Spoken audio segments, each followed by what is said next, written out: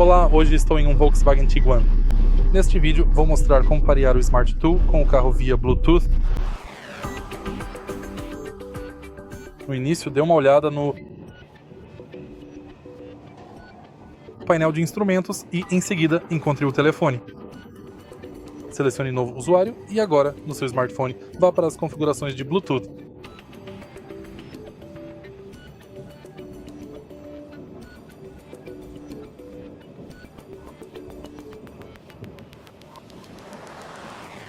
Agora, selecione seu telefone no painel de instrumentos e confirme no smartphone. Novamente, confirme no painel de instrumentos e pronto. Se você achou este vídeo útil, por favor, curta, comente e se inscreva.